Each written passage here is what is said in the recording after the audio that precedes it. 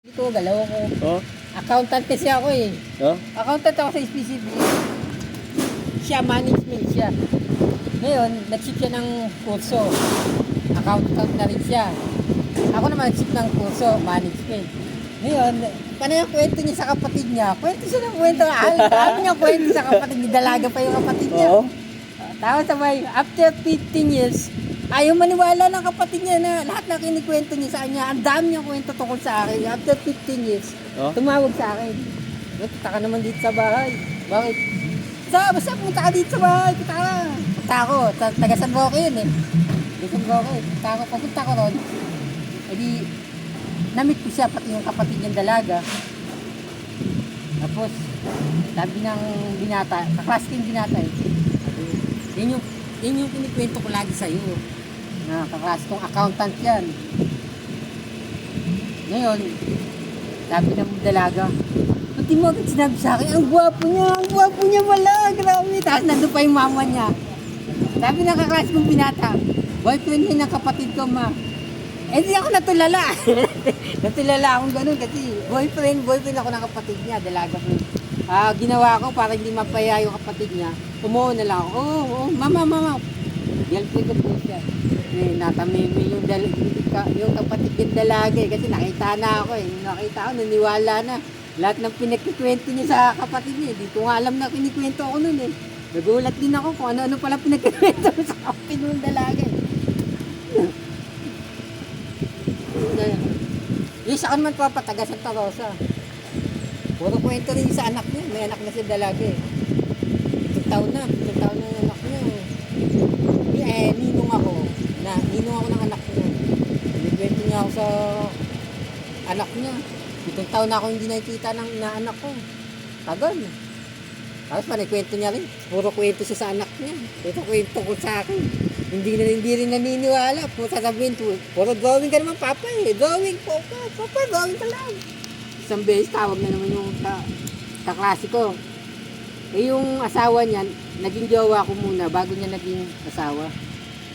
Jowa ko muna. Dami ko nang naging jowa na kinuha lang ng mga kaibigan ko eh. Yung asawa niya, naging jowa ko muna. Jowa muna kami bago sila naging mag-asawa. Nagkaroon ng panak. At tinawagan ako ng trapo, punta nga dito sa bahay. Basta, punta ka dito. Puro kwento siya sa anak niya. 7 taon na yung anak niya, hindi naniniwala sa kanya eh. Kaya pala ako pinapapunta para maniwala yung anak niya. Yan o, ninong mo yan. Ako rin, natameme, nagulat ako, ninong pala ako.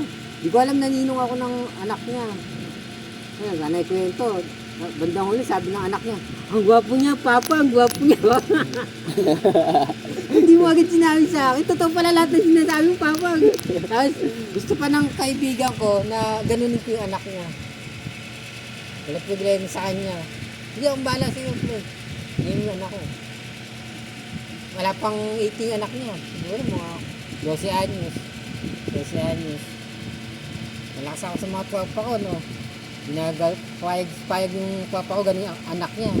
Eh, inaanak ko yun. Ninong ako. Sabi ko papang ganyan. Yung taga San Roque, eh, wala problema kahit maging jowa ko yung kapatid niya. Dalaga pa yung kapatid niya. Yung mimigay lang sa akin. Eh. Pero ayoko. Kasi, ang hinahanap ko, yung seryosong relasyon. Seryosong relasyon na pinaghirapan ko. Bago ko siya nakuha, pinaghirapan ko. Naghirap muna ako bago siya. Hindi pwede. Ayoko ng mga easy to get. Binigay lang sa akin yung papa ko yung anak ko. Easy to get. Hindi. Ayoko pre. Ayoko. Nagano kayo talaga. Isang papa kong driver, may asawa yun. Marami siya asawa. May isang asawa na porsyonada ako. Sabi ng asawa niya, pagkatapos natin dalawa, kami naman dalawa, pagkatapos sila, kami naman. Binibigay pa ng cell number ng driver na papa ko, namimigay lang sa akin ng number ng asawa ko. Hindi pre, ayoko, hindi talaga yun. Bigay lang sa akin yun, cell number, ayoko kasi parang ayoko ng mga easy to get. Biro mo, asawa niya, tapos na sila, maganunan. Bibigay niya sa akin asawa niya. Easy to get. Tawag yun, reto yun. Oo, reto. Easy to get. Pati cell number, binigay niya sa akin. Kontakin mo na lang to. Baka ang gusto lamang ka. Ha? Baka gusto lamangan kayong sa nagawa mo. Hindi, ang gusto lang nila, tikman ako. Gusto nila, yung sinasabi ko sa'yo na, ang habol lang sa'yo, tikim. Tikim lang, gusto ko lang tikman ng mga babae. Ayaw nila ng relasyon. Ayaw nila serious relationship. Ayaw nila kinakarir relationship. Ayaw nila serious career. Ayaw nila gano'n. Ang gusto lang tikman ka. Ako, ayoko ng gano'n. Gusto kasi ng yung driver na tropa ko, yung asawa niya, ang gusto lang niya, tikman ako. Yung mga tikman ako. Ayoko ng gano'n. Titikman lang ako. Hindi ako pumapayag talaga. Pati yung mga easy to get. Dami din yung nangyari sa akin. Pero gusto ko talaga, yung pinaghihirapan ko. Halimbawa, magjowa na kami. At least nagpakain. Baka sa mga nagawa mo na tulong sa kanila na sa paraan ng paghihirap Oo. ay gusto kanilang lamangan. Katulad ng ano, ay natuto ako dito, ito yung naging inspirasyon sa akin. Bitagin ko kaya ito sa paraan na bibigyan ko siya na ano para ako naman ang bibigyan niya. Oo. Bibigay niya na hindi mo pinaghihirapan.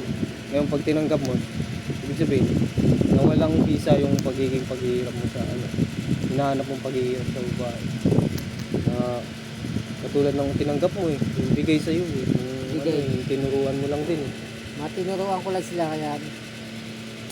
Bagay, mabuti hindi mo tinarin. Kasi ayoko ng istoget. Nagugustuhan ko yung sitwasyon namin ni Iris na yun. Kasi parehas kami hindi easy to get. Parehas kami na basta easy to get. Madaling makuha. Ayaw namin ng ganun ni Iris. Gusto namin, pinaghihirapan namin bago namin makuha. So ito, dami naman dyan, tabi-tabi lang. Lena, Kulin, Oo. Giselle, no? Oo. Totoo si Nimpa. Nimpa nga. Dami. Easy to get nga lang si Nimpa eh. Hindi nga, ayaw mo lang. Pero Ayoko, easy to get si Nimpa, pero ayoko lang kasi dahil kay Iris. Kay Iris, mas gusto ko kay Iris kasi pinaghihirapan namin. Makuha niya ako, at least nagpakahirap. Makuha ko siya, nagpakahirap din ako. Oo. Ayoko nang si Nimpa, easy to get. Kaya ramdam ko no? Na-response ka agad Oo, sa ano. lagi niya ako kinukulit. Ano ba nagustuhan mo kay Iris? Nandito naman ako. Naganda ko, nandito naman ako. Kain yun, no? Oo. Kaya easy to get nga lang kung kay Nimpa eh. Nagselos nga si Iris eh. Selos eh. Si Lena, easy to get din. Bigyan ko lang Morena kasi yung nagbalat yun, kaya na-attract din ako sa kanya. easy to get yun. Kaso, medyo nagnanay body na siya. Nanay body. May anak na ako. Ilan ba anak niyo? Ewan ko, mga dalawa yata. Siguro. Si Lena, easy to get yun. Kahit may anak na yung dalawa, kaya ko yun. Easy to get. O Lena, Pag ano pag nagpaganon sa'yo, yun na. Tatanggapin ko yung offer mo. Ibig sabihin, ikaw talaga yung top sa ano, kasunod mo lang ako. Sinusundan kita. Si Lena, Kumbaga, followers mo ako sa isang account na tagahanga mo. Kapag na ganun mo, i-share mo sa akin. Ha? Oo. Si Lena, alam mo, si Lena, easy to get yun. Kahit may anak na yun, may asawa na. Kaya ko siya makuha. Kasi pera-pera Pag lang. ganun pag Ay. pag pumayag. Si Lena, pera lang yung makatapat yun. O Lena, Lena, magkano ba? Ganun ko lang yun eh. Na-attract kasi ako sa skin niya tsaka Oo nga. sa skin niya talaga sa Parang nga mukha si dalaga pa rin. Oo. Parang dalaga pa rin. Pero yung bandang baba niya nanay na talaga yung halata ng nanay. Yung bandang parting baba niya dito sa tiyan. Halatang nanay na. Pero sa taas medyo mukhang ano pa. Sa Lena, sinasabi nga nilang sariwa. Alam mo si Lena, ganunin mo lang yun. Lena, magkano ba? Tapos second tayo. Sinabi niya, 1.5. Ba, kuha ko na yung si Lena, 1.5. Sinabi niya 1.5.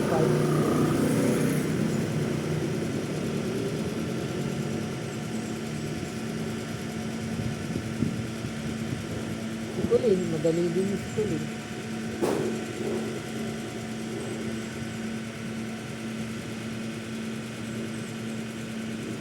Pagkakamalan ako Ano kasi, kaya natin nagugusto ang kunin sila matikman. Kasi, lumilipas ang panahon Naman po. Ibibigay, iaalay na lang nila sa panahon na lumilipas na tumatanda yung balat natin eh. Kung kailan tumanda na tayo, saka sila magpapaalay sa atin. Huwag na. Siyempre, okay na yung sinusuyo pa, no? Hindi naman natin sila pinipilit. Oo. Sinusuyo lang. Baga pinaghihirapan. Oo. Kung kakagat ba o hindi, okay lang. At least hindi sa desperadong paraan. Yung katulad, ganyan. Diba? Hindi naman, ganyan. Ako nga eh. Gusto kasi katwiran ko, bago ko makuha isang bagay, gusto ko pinaghihirapan.